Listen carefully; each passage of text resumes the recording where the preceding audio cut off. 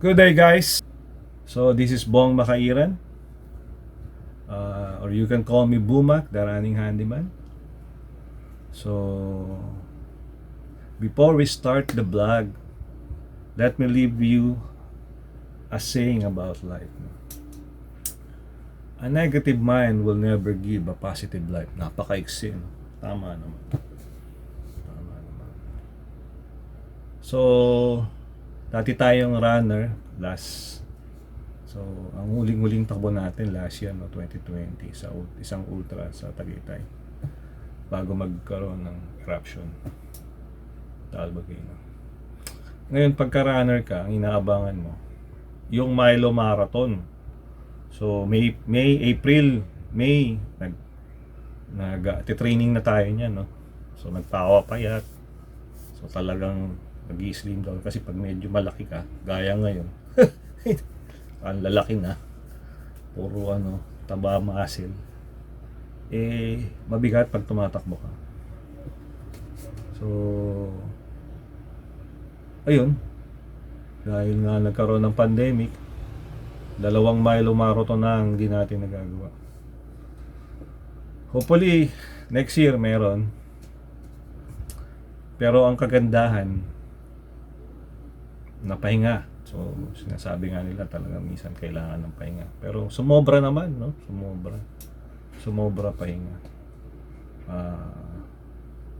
Shoutout nga pala dun sa mga runner, no?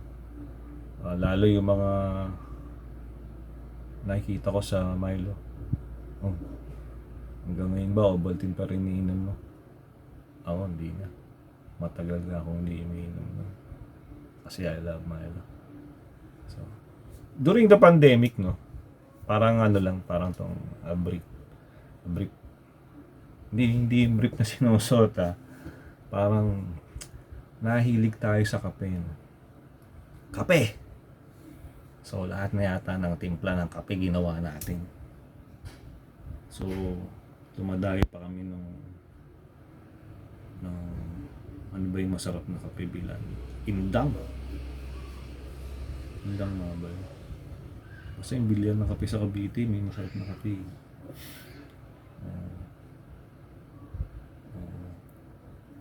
Malayo kami doon, binibili kami ng beans, tapos meron kaming pang grinder na.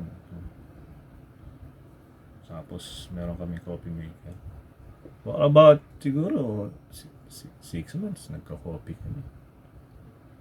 Pero dumating yung time. So lahat na yata siguro ng kape, halos sa kape ginawa na namin. So dumating yung time na umay kami sa kape. Ako naumay ako.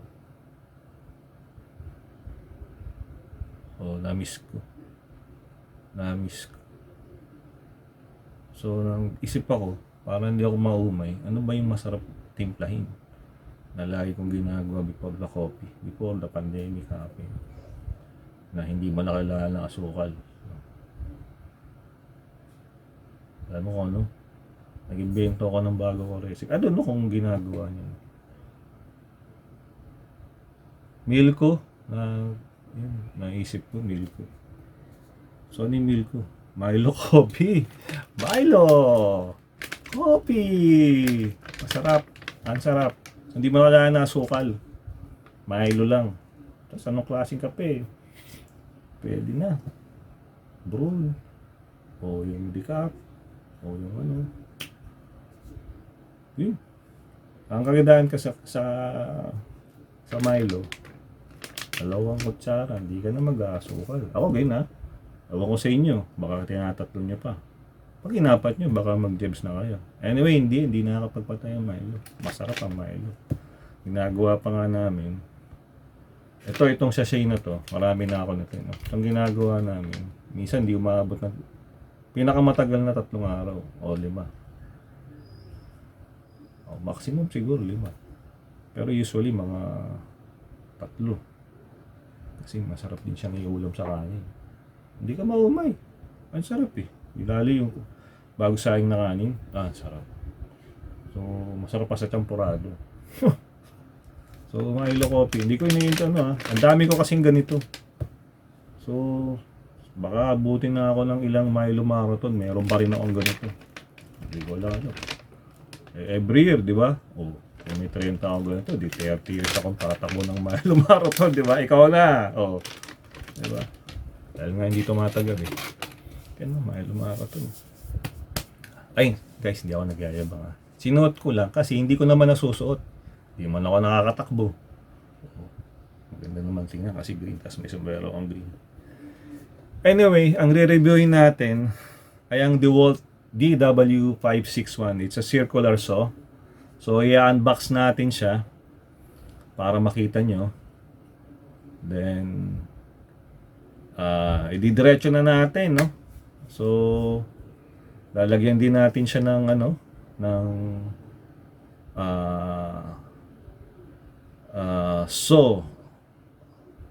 sawdust catch bin. So, ang circular saw na to kasi wala talaga siyang catch bin, no? So, lahat ng sawdust tatama sa iyo, sa mata mo. So, yun. So, makikita nyo kung ano yung ginamit ko sa, di naman hack, no? Parang hack na rin, no? Kasi yung iba, yung mga may mga pambili ng vacuum, wala kasi tayo nun kasi nagsisimula pa lang tayo. So, itong video na to makakatulong sa inyo to. So, saglit lang to. Anyway, let's go. Let's watch the video. So guys, so dumating na ang ating hinihintay. So, i-unbox na natin ang ating bagong Dewalt DWE561. So, ang kagandahan sa Dewalt, siya lang ang naglabas ng 3 years service, 3-year limited warranty, guaranteed top. So, Dewalt ang naglabas ng kauna-unahang 3 years limited warranty. So, bagong-bago, no? Makikita nyo, nakasil pa, kakarating lang.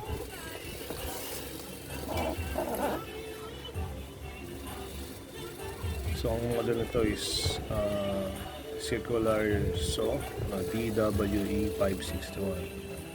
So, ito ay 5,200 watts. So, 7 and 1/4. So, bagong-bago. Ayan.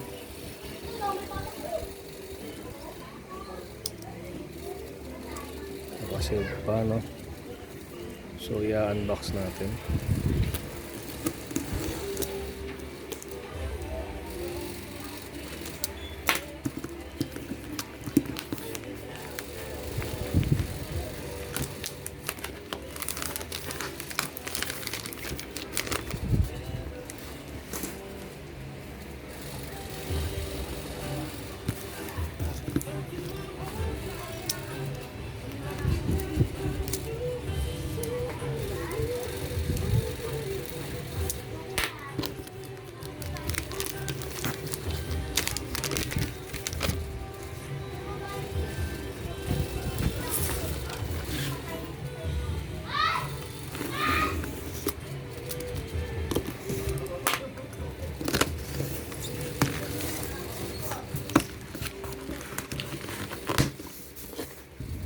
Two hours later. Ito na, no? Ito na ang kanyang laman. So, may kasama siyang blade, carbon blade. So, pangkahoy. So, ano siya kasi 7 and 1/4 na 36 teeth, no? So, ito yung fine cut. Nasa mid siya ng 40-60. So, fine cut na to. So, basically, hindi ka nabibili. So, at the same time, it's carbide teeth, no? So, ito yung spanner niya. Ito yung para dito. And ito yung guide. basically, bago pa ako dito. No? So, pag-aaralan ko pa lahat. Then, I will give you the update kung okay, kung paano pa siya ginamit. Then, so, makikita nyo rito. No? So, yan. Napakabigat niya. So, tamang-tama sa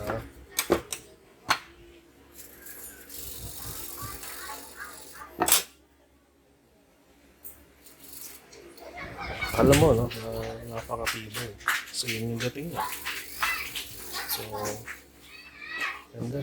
So, it's high-end. Nakikita niyo pati yung emblem niya, naka-embed. So, hindi lang sticker, no? So, makikita niyo talaga original, no? So, actually, nabili ko pala to sa Dewalt, Philippines. So, nag-sale sila sa Lazada ng 11.11. So, mura ko lang siya nabili. No? So, kung gusto nyo makabili ng mga magaganda ganito, Dewalt, o mga tools, mas maganda magabangkay na sale. So, maganda. Maganda niya. So, makikita nyo rito, ang dami kong kahoy. No? Ito na lang ang kulang. So, meron akong jigsaw. Kaya lang, sobrang luma na itong kahoy na ito na nakuha ko sa aking ipag. 10 years na itong mga kahoy na ito na nabili nila, no? Na ginawang cabinet, na dinismantle na naglipat sila. Luckily nakuha ko. So, ito yung mga unang labas pa na kahoy. So, talagang mabibigat, no? So, ito ang iniintay niya. Ito ang katapat niya.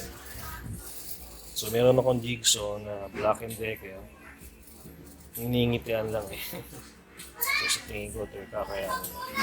So, ibibigay ko yung full review. Alamin ko muna kung paano gamitin. So, bago lang ako sa DIY. So, ngayon may mga gagawin na akong cabinet. Tulong na itong mga kahoy na to. At sa tulong itong Dewalt na to. So, I will post ulit yung pag ginagamit ko na siya. No? So, may second review dito sa Dewalt DW561. So, napakaganda. Napaka-styling itong tools na to. So, ang nagustuhan ko talaga dito, yung history kasi ng Dewalt is this is the high-end ng Black & Decker. So, kaya ganun siya ka-sturdy, no? Ganun ka-solid. So, then nga, silang nagbibigay ng 3 years warranty. So, alam mo, kung meron pang gano'n na dito sa Pilipinas na nagbibigay ng gano'ng klaseng warranty. Guys, thank you for watching the unboxing of the Dewalt DW561 circular saw. So, I hope to see you again. So, meron pa tayong ilalagay na sawdust catch bin. So, see you on that video. Thank you guys.